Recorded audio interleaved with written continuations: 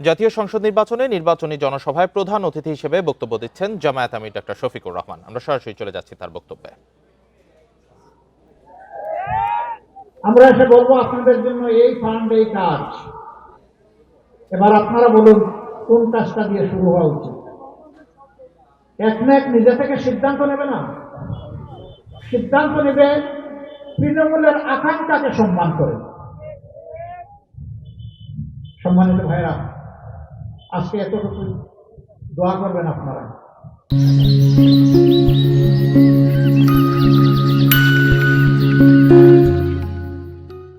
আমরা যেন সত্যের পথে, ন্যায়ের পথে, একটি দুর্নীতিমুক্ত, দুঃশাসন মুক্ত, ফেসিবাদ মুক্ত, ন্যায় ইনসাফের ভিত্তির উপর একটি রাষ্ট্র গঠনে আমরা যেন আল্লাহর দেওয়া পূর্ণ যোগ্যতাকে নিয়োগ করতে পারি।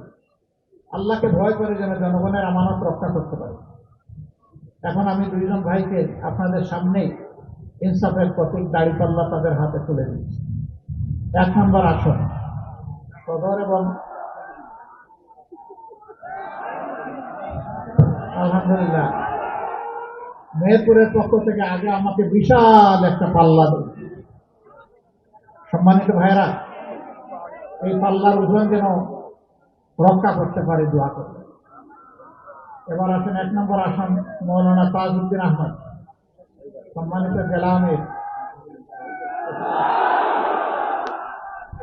তিনি সদর এবং মুজিবনগর এই 2 উপজেলা নিয়ে গঠিত 1 নম্বর আসনের ইনশাআল্লাহ ইনসাফের পক্ষে তিনি প্রতিনিধিত্ব করবেন।